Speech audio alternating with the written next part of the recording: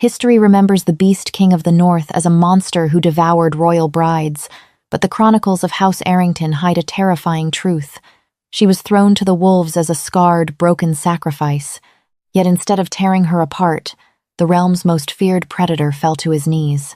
The kingdom of Ethelgard was a realm built on vanity, towering stone, and the blood of its enemies. Within the high walls of Iron-Oak Keep, beauty was not just an attribute, it was a currency. And by the cruel standards of her family, Lady Scarlet Arrington was completely bankrupt. Scarlet was the eldest daughter of Lord Cedric Arrington, a powerful duke who controlled the northern marches, but she was not his pride. She was his shameful secret. When Scarlet was merely 7 years old, her carriage was ambushed near the borders of the northern wilds. While her mother perished in the snow, Scarlet survived, but not without a permanent reminder of the terror. A massive, jagged scar slashed down from her left temple, tearing through her cheek and ending at her collarbone. The kingdom's best physicians had stitched her together, but the wounds healed thick, white, and monstrous. It looked as though a massive beast had tried to rip her face from her skull. In a court where ladies were expected to be flawless porcelain dolls, Scarlet was a cracked, ugly thing. Her father, Lord Cedric, could hardly bear to look at her. He quickly remarried Lady Beatrice, a woman whose beauty was matched only by her profound cruelty. Beatrice gave Cedric a second daughter, Rosalind, who possessed hair like spun sunlight and skin as unblemished as fresh cream. Rosalind became the jewel of Iron-Oak Keep, while Scarlet was relegated to the shadows, hidden away in the drafty eastern towers, wearing veils to hide her monstrous deformity from visiting lords. For years, Scarlet endured the relentless mockery. She learned to keep her head down, to absorb the venomous whispers of the servants and the outright insults of her stepmother. "Keep your veil drawn, Scarlet," Beatrice would sneer, sipping wine from a silver goblet as Scarlet scrubbed the hearth, a task given to her despite her noble blood. "We have the Duke of Oakhaven arriving, and I will not have his appetite ruined by the sight of your ruined flesh. You are a blight on this family." Rosalind, lounging on a velvet chaise, would chime in with a cruel giggle. "Honestly, sister, you should be grateful Mother allows you in the main hall at all. If I looked like you, I would have thrown myself from the parapets long ago." Scarlet never fought back. She had internalized their hatred so deeply that she believed them. She believed she was unlovable, a cursed creature destined to die alone in the cold stone of her father's castle. But a dark shadow was creeping over Ethelgard, one that would soon drag Scarlet out of the shadows and into the bloody light of history.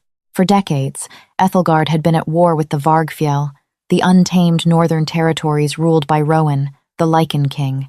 The humans called him the Beast King. Tales of his savagery were used to frighten children into obedience. It was said he stood 7 feet tall, could tear a man in half with his bare hands, and commanded a horde of monstrous werewolves who drank the blood of their enemies. Ethelgard's armies had been decimated by Rowan's forces. Desperate to prevent the total annihilation of his kingdom, the King of Ethelgard begged for a peace treaty. King Rowan's terms were simple but terrifying.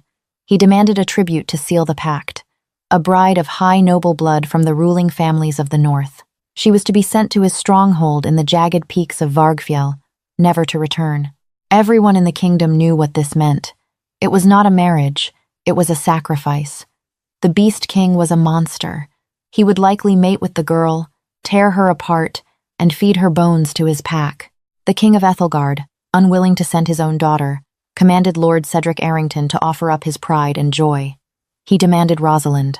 The night the royal decree arrived at Iron-Oak Keep, the castle descended into chaos. Lord Cedric raged, hurling goblets against the stone walls. Lady Beatrice collapsed into hysterics, tearing at her hair and screaming that her precious, perfect Rosalind would not be fed to northern dogs. Scarlet watched the chaos from the shadows of the doorway, clutching her veil across her scarred cheek. Suddenly, Lady Beatrice stopped screaming. Her eyes, red and venomous, snapped toward the shadows. She slowly rose from the floor, a dark, wicked smile spreading across her face. "Cedric," Beatrice whispered, pointing a trembling, jeweled finger at Scarlet. "The king's decree said a daughter of House Arrington. It did not specify which daughter." Cedric paused, his chest heaving. He looked at Scarlet. For the first time in years, he truly looked at her. Scarlet felt a cold terror grip her heart. She stepped back, but the guards were already behind her. "Father, no," Scarlet whispered, her voice cracking. "Please, they say the Beast King is a monster. He will kill me." "You are already dead to this family, Scarlet," Cedric said coldly, turning his back on her. "You will finally serve a purpose.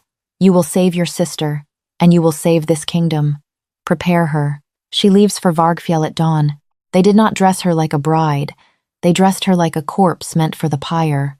Lady Beatrice oversaw the preparations with malicious glee.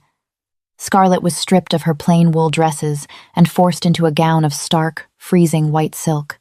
It was a beautiful dress, but utterly inappropriate for the harsh winter of the northern mountains. There were no furs, no heavy cloaks to protect her from the biting wind. It was a final, calculated cruelty. Beatrice wanted her to suffer every second of the journey. Before she was pushed into the open carriage, Beatrice snatched the veil from Scarlet's hands. "No veils," Beatrice hissed, her breath smelling of sour wine. "Let the Beast King see exactly what we think of him. We are sending him our garbage. Let him choke on it." Scarlet was shoved into the carriage. There were no tearful goodbyes, no blessings from the local priests. Her father did not even come down to the courtyard to watch her leave. Only Rosalind stood on the balcony, wrapped in thick mink furs, waving a lazy, mocking hand as the carriage lurched forward. Her escort consisted of 20 heavily armed men led by Captain Alaric, a hardened, bitter soldier who clearly viewed this assignment as a death sentence. The journey to the border of Vargfjell took 2 grueling weeks. The further north they traveled, the colder it became.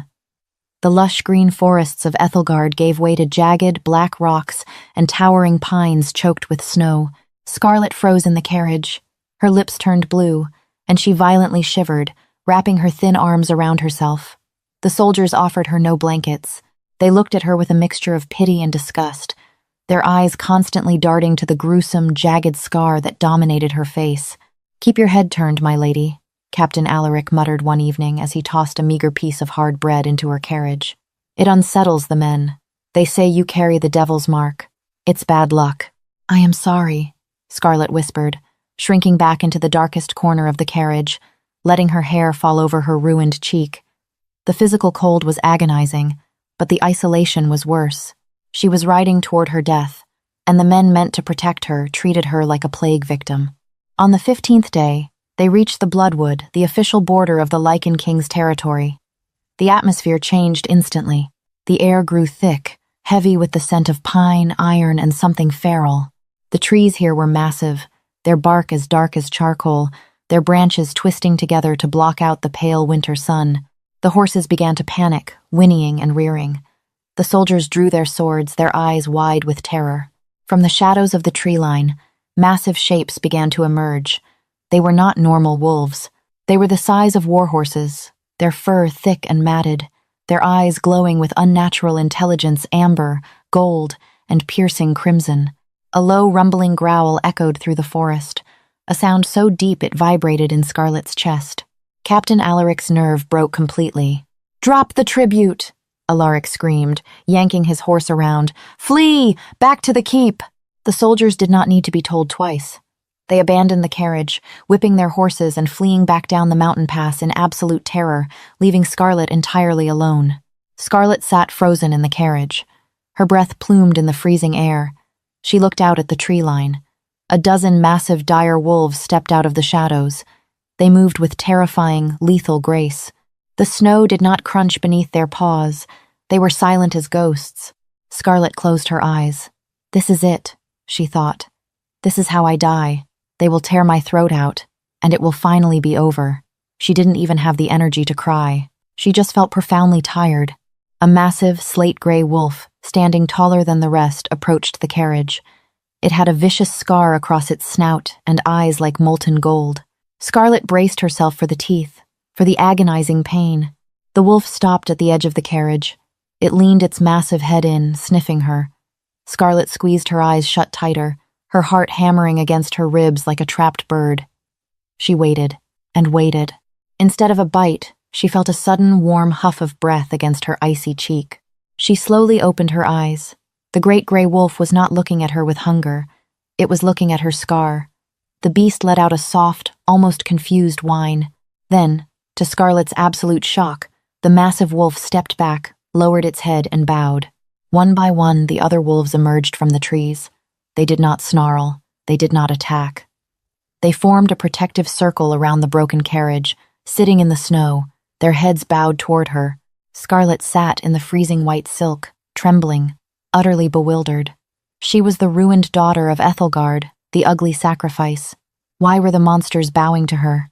Before she could process what was happening, the gray wolf approached again, this time gently taking the hem of her ruined white dress in its teeth and tugging lightly. It wanted her to follow, having no other choice, and realizing she would freeze to death if she stayed in the carriage. Scarlet stepped out into the snow. Instantly, two smaller, heavily furred wolves pressed their bodies against her legs, sharing their immense body heat. Escorted by a pack of apex predators, the scarred bride began her final descent into the Beast King's domain. The fortress of Vargfjell was not a crude cave or a barbaric ruin, as the scholars in Ethelgard claimed. It was an architectural marvel carved directly into the heart of a massive black mountain. Immense pillars of obsidian held up ceilings that seemed to touch the sky. Torches roaring with unnatural blue fire lined the great halls, casting flickering shadows across walls adorned with the pelts of monstrous beasts and ancient runic tapestries. Scarlet was led through the sprawling gates by her lupine escort. The courtyard was teeming with Lycans. Some were in their massive wolf forms, while others walked as men and women, though even in human form, they were terrifying. They were unnaturally tall, muscled like gladiators, adorned in leathers, furs, and heavy iron jewelry. As Scarlet walked through the courtyard, the noise died down. Hundreds of eyes turned to look at her. She shrank in on herself, instinctively raising a hand to cover the jagged white scar on her face. She knew what they were seeing. They were seeing a frail, broken, ugly human girl in a freezing white dress. They were seeing an insult. "He will kill me for this," she thought, panic rising in her throat. The Beast King asked for a noble bride, and they sent him a scarred freak. He will view this as an act of war. She was led up a massive flight of stone steps and into the great hall. At the far end of the cavernous room, sitting upon a throne forged from the iron swords of fallen enemies and the skulls of great bears, sat Rowan, the Beast King. He was in his human form, but he looked no less lethal than a wolf.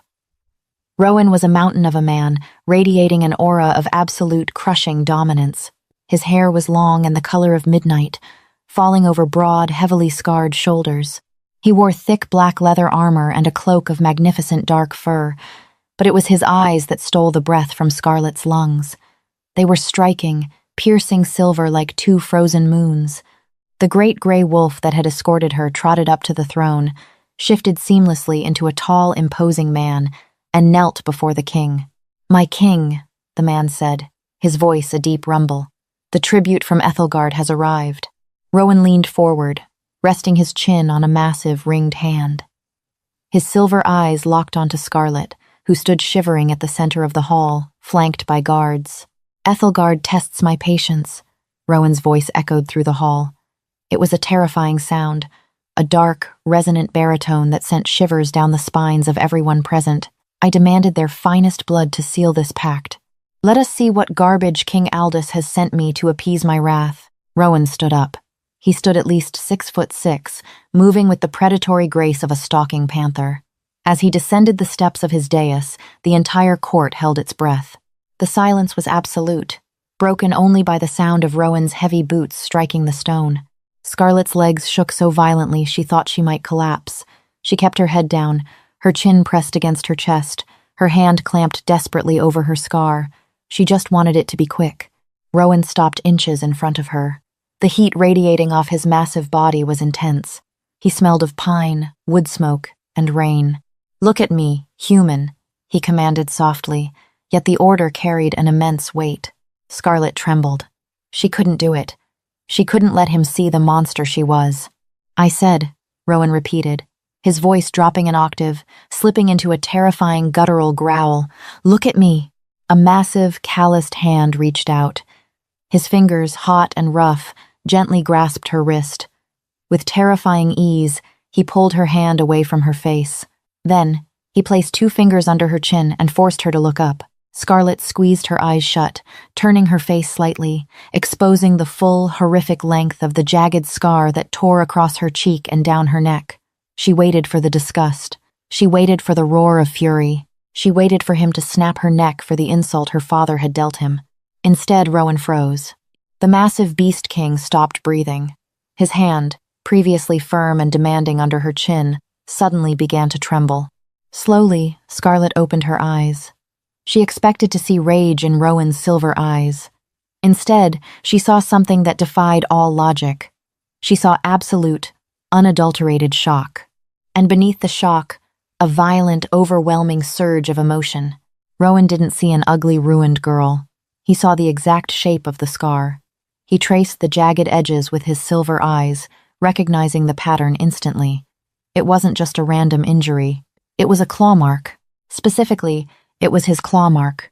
14 years ago, Rowan had been a young, rogue prince, ambushed by a pack of feral rogues near the southern border. He had been bleeding out in the snow when a tiny, terrified human girl had stumbled out of a carriage to try and help him. When the feral rogues attacked her, Rowan had thrown himself in front of the beast. In the frantic, bloody scuffle to save the child's life, his own claw had accidentally grazed her face, tearing her flesh. He had killed the rogue, saved the girl, but he had left his mark on her. In Lycan culture, bleeding for another, and leaving a permanent mark in an act of protection, was the deepest, most sacred bond of the soul. He had marked his fated mate without even knowing it, and he had spent 14 years tearing the continent apart, looking for the girl who smelled of winter roses and carried his scar. And now, she was standing in his hall, shivering in a thin white dress, expecting him to kill her. Rowan inhaled deeply, taking in her scent. The smell of winter roses hit his senses like a physical blow, burying itself deep in his chest. His wolf howled in absolute triumph inside his mind. Mate, mine, found. The court watched in stunned, breathless silence as the most terrifying warlord in the history of the realm, a man who had slaughtered armies and brought kings to heel, did the unthinkable. Rowan dropped to his knees. The heavy thud of his knees hitting the stone floor echoed like a thunderclap through the great hall. His generals gasped. The guards stepped back in shock. Scarlet staggered back, her eyes wide with panic. Please, she stammered, entirely misunderstanding the gesture. I know I am ugly. I know it is an insult. Do not torture me, my lord. Just make it quick. Rowan looked up at her, his silver eyes shining with a fierce, possessive reverence. He reached out, his massive hands gently taking her small, trembling, ice-cold hands in his. He brought her knuckles to his lips, pressing a devastatingly tender kiss to her skin. Ugly? Rowan whispered, his voice thick with emotion, a tear of pure relief slipping down his scarred face. My sweet, brave girl, they lied to you. You are the most beautiful creature to ever walk this earth. He turned his head, pressing his lips to the very edge of her scar, right where it met her wrist. You are my fated mate, Rowan declared, his voice rising so every Lycan in the hall could hear his decree. You are the Queen of Variel, and before the winter is over, I will burn Ethelgard to ashes for daring to make you cry. The great hall was entirely silent, save for the crackling of the blue flames in the obsidian sconces. Scarlet stared down at the massive, terrifying warlord kneeling at her feet, his lips pressed to her trembling wrist. Her mind simply could not process the scene. For 14 years, she had been a ghost in her own home, a creature to be hidden and despised. Now, the most feared conqueror in the known world was looking at her as if she were a goddess descended from the stars. I do not understand, Scarlet whispered, her voice barely carrying over the drafty hall. You are the Beast King. I am broken. I am the ruined daughter. My own father could not bear to look at me. Rowan's silver eyes flashed with a sudden, violent fury, but he kept his touch feather-light, sensing her terror. He stood up slowly, his towering frame casting a long shadow over her. Your father, Rowan rumbled, the sheer malice in his tone causing the nearby guards to stiffen, is a blind, arrogant fool who will choke on his own blood before this year is out. He threw away the greatest treasure his wretched kingdom ever produced. He gently cupped her face. Scarlet instinctively flinched, trying to pull the scarred side of her cheek away, but Rowan would not let her hide. His thumb brushed over the jagged white ridge of the scar. Do you truly not remember? he asked softly. 14 winters ago, the southern pass near the weeping pines. A blizzard. Scarlet's breath hitched. The memory was a nightmare she had tried to bury. My carriage was attacked, she whispered, her eyes widening. My mother died. There were monsters in the snow. Feral rogues, Rowan corrected gently. Exiles from the packs, driven mad by the cold and hunger. They ambushed you, but they did not act alone. I was there, Scarlet. I was a prince in exile, tracking those very rogues. They ambushed me first. I was bleeding out in the snow, trapped in my wolf form. Scarlet stared at him, the pieces of the puzzle slowly clicking together. Coding remembered a massive shadow in the snow, bleeding black blood. She had been just a child, terrified, but she had taken her small wool blanket and run out of the carriage to throw it over the dying beast. You tried to save me, Rowan said, his voice thick with emotion. A tiny, fragile human child running into the teeth of a blizzard to warm a dying monster. When the rogues circled back to finish me off, they went for you. I threw myself between you and their jaws. In the chaos, my claw caught your cheek. I saved your life, but I marked you. Scarlet lifted a trembling hand to her own face, tracing the scar that had defined her entire existence of misery. You were the wolf? In Lycan law, to bleed for another and leave a permanent mark while defending their life is the ancient right of the fated mate, Rowan explained, his silver eyes blazing with absolute certainty. Our souls were bound the moment my blood mixed with yours in the snow. I have spent a decade and a half searching the continent for the girl who smelled of winter roses and carried my mark. I was prepared to burn Ethelgard to the ground, just to search their ashes for you. He leaned down, pressing his forehead against hers. You are not a ruined thing, Scarlet. You wear the crest of the Beast King. That scar is a crown, and those who mocked it will pay with their lives. Before Scarlet could respond, her sheer exhaustion, combined with the freezing temperature and the overwhelming shock, finally took its toll. Her eyes rolled back, and her legs gave out. She did not hit the stone floor. Rowan caught her instantly, scooping her up into his massive arms as if she weighed no more than a feather. He roared commands in the old Lycan tongue. The hall erupted into motion. Healers rushed forward, bearing thick, heated pelts of dire bear and snow leopard. For 3 days, Scarlet drifted in and out of a feverish sleep in the king's own chambers, a massive room dominated by a roaring hearth and a bed large enough for 3 grown men. When she finally woke, fully lucid, the freezing white silk dress was gone, replaced by soft, woven wool tunics and luxurious furs.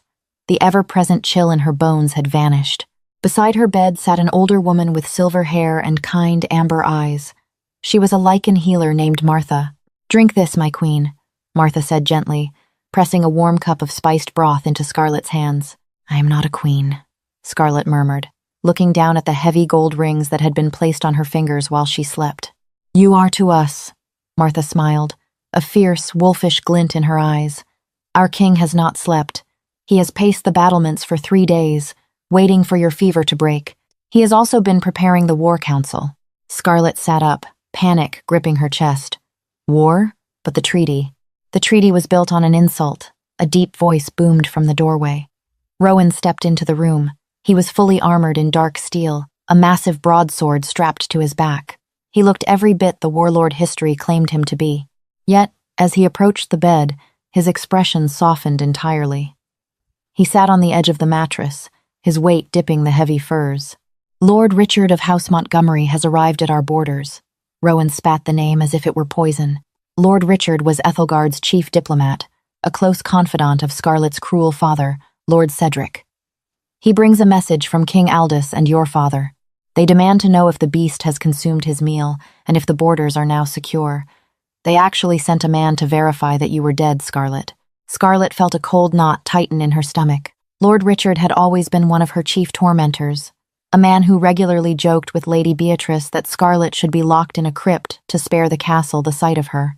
They think you tore me apart, Scarlet whispered. They hoped I did, Rowan corrected, his jaw clenching. Lord Richard waits in the courtyard. I intend to go down there, rip his spine through his throat, and send his head back to your father in a wooden box. Then, my armies march south. Scarlet looked at Rowan. For the first time in her life, The crushing weight of her victimhood began to lift. For 14 years, she had been silent. She had let them define her, let them break her spirit and hide her away in the dark.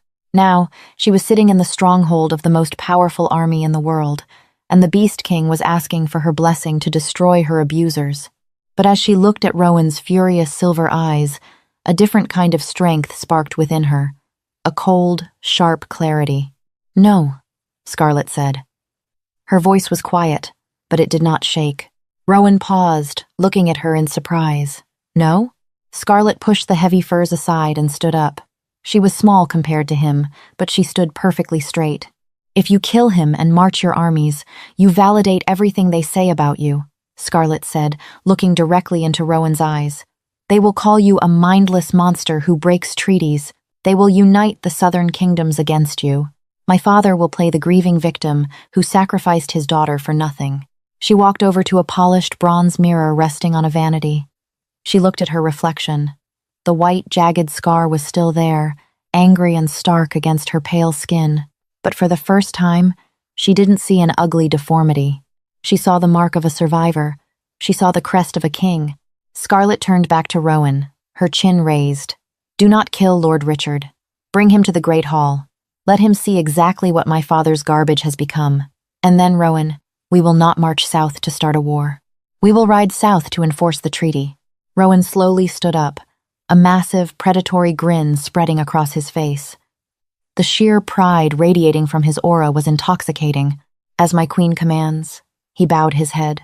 Lord Richard of House Montgomery stood in the center of the Great Hall, looking deeply uncomfortable.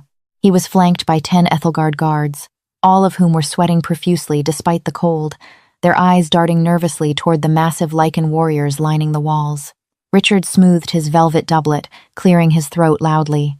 "I demand an audience with King Rowan," Richard announced, trying to sound authoritative, though his voice cracked slightly. "I am here on behalf of Lord Cedric Arrington to confirm the fulfillment of the Blood Pact." The massive obsidian doors at the head of the hall swung open with a deafening groan. Rowan strode out, his presence suffocating the room. But he did not take the throne. Instead, he stood beside it, extending his hand toward the shadows of the corridor. From the darkness stepped Scarlet. She did not wear the freezing white silk of a sacrifice. She was dressed in the magnificent garments of the Lycan Queen. A gown of deep, midnight blue velvet swept the floor, trimmed in thick silver wolf fur. A heavy cloak of dark leather, embroidered with the ancient runes of the Vargfjell, fell from her shoulders. Her dark hair was braided back, exposing the entirety of her scarred face with absolute, unapologetic pride. Resting upon her brow was a crown forged of black iron and moonstones. Lord Richard's face drained of all color. His jaw literally dropped. The Ethelgard guards gasped, taking involuntary steps back. "Lady? Lady Scarlet?" Richard choked out, his eyes bulging as if he were looking at a ghost. But the sacrifice, the pact. Scarlet walked down the steps, her head held high. Rowan walked a half-step behind her, a silent, terrifying shadow of lethal protection. The pact was a bride of high noble blood. "Lord Richard," Scarlet said, her voice ringing out clear and steady across the hall. "My father delivered on his promise. I am the bride." "This is a trick," Richard stammered, pointing a trembling finger at her. "You are an outcast, a scarred wretch. The Beast King would never." A terrifying, guttural snarl ripped through the hall. Before Richard could even blink, Rowan had crossed the distance. The Lycan King didn't draw his sword. He simply grabbed Lord Richard by the throat and hoisted the grown man 3 feet into the air. Richard kicked and gagged, his face turning purple. "You will speak to the Queen of Variel with your head bowed, human," Rowan hissed, his eyes flashing wolf gold. "Or I will tear your tongue from your skull and make you swallow it." "Rowan, drop him." Scarlet's voice was calm, but it carried the absolute authority of a sovereign. Miraculously, the Beast King immediately complied, tossing the chief diplomat to the floor like a sack of grain. Richard gasped for air, scrambling backward on his hands and knees.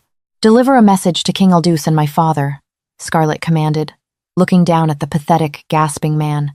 "Tell them the treaty is accepted. The peace is sealed." And tell Lord Cedric Arrington that the Beast King and his queen will be visiting Iron Keep at the end of the month to personally collect my dowry." 2 weeks later, the northern winds carried a terrifying procession to the gates of Iron Keep. Lord Cedric, Lady Beatrice, and Rosalind stood on the battlements, shivering in their furs. They had received Lord Richard's frantic, unbelievable raven, but Cedric had refused to believe it. He assumed it was a Lycan trick. He assumed the northern monsters were coming to slaughter them all. When the massive oak gates of the keep were pushed open, the courtyard filled with hundreds of armored Lycan warriors. At the center of the formation rode 2 massive destriers. On the black horse sat Rowan, looking like a god of war, and beside him, on a pure white mare, sat Scarlet. The courtyard was dead silent. The castle staff, the guards, and the nobility stared in absolute shock. The broken, scarred girl they had abused, mocked, and sent to her death had returned as the most powerful woman on the continent. Lord Cedric hurried down the stone steps, his face pale, dragging Beatrice and Rosalind behind him. For the first time in his life, the arrogant Duke of Ethelgard dropped to his knees in the dirt. Beatrice and Rosalind quickly followed, shaking with terror. "Your Majesties," Cedric stammered, keeping his eyes glued to the mud. Scarlet did not dismount. She looked down at the father who had discarded her, the stepmother who had tortured her, and the sister who had mocked her scars. She felt no anger anymore, only pity. "Stand up, Lord Cedric," Scarlet said coldly. Cedric slowly rose, unable to meet her eyes. Beatrice was weeping silently, terrified of the massive Lycan king glaring daggers at her. Rosalind looked at Scarlet's magnificent velvet gown and iron crown with a mixture of terror and sickening envy. "You sent me to the maw to be eaten, father," Scarlet said, her voice echoing off the stone walls of the courtyard she used to scrub on her hands and knees. "You thought you were discarding your trash. Instead, you gave me a kingdom." "Scarlet, please," Cedric begged, his voice cracking. "I did it to save the realm. I am your father." "You are nothing to me," Scarlet interrupted, her tone like absolute ice. "I am here to collect what is owed to Vargfjell. As the queen, I demand the tribute of House Arrington. You will surrender all control of the northern marches to the Lycan crown. You will forfeit the Iron Keep. You, Lady Beatrice and Rosalind, are stripped of your noble titles. You will be banished to the southern fringes of the kingdom, to live as commoners in the dirt you so clearly belong in." Beatrice let out a piercing shriek. "No, you cannot do this. You ugly, scarred little freak, you cannot take my home." Faster than the eye could follow, a massive gray dire wolf the size of a carriage materialized from the ranks and pinned Beatrice to the ground, its jaws inches from her throat. It was Rowan's general. Beatrice froze, whimpering in sheer terror. Rowan leaned forward in his saddle, his silver eyes locking onto Cedric. "Be thankful my mate is merciful, Cedric. Had she allowed me my way, your heads would be decorating the pikes of my gates. You have 1 hour to pack whatever you can carry on your backs. Then, you walk." Cedric collapsed back onto his knees, sobbing into his hands. Rosalind wailed, clutching her expensive furs. Scarlet watched them for a moment longer. The ghost of the broken girl in the eastern tower finally vanished, replaced entirely by the sovereign of the north. She turned her horse away from her former family, looking at her husband. Rowan was watching her with a mixture of profound awe and burning adoration. He reached out across the space between their horses, gently taking her hand. He didn't care about the Ethelgard guards or the crying nobles. He pulled her hand to his lips and kissed the white, jagged scar on her wrist. "My beautiful queen," Rowan murmured. Scarlet smiled, a true, radiant smile that made her face glow with an undeniable, breathtaking beauty. She squeezed his hand, riding out of the courtyard to take her rightful place at the top of the world. And so, the shattered girl became the unbreakable queen, proving that true beauty is never found in the mirror, but in the fierce, protective love of a soul that sees you for exactly who you are. The scars of our past do not define our ruin. They are the crowns of our survival. If this story of vengeance, destiny, and untamed love made your heart race, make sure to like, share, and subscribe to the video for more epic tales.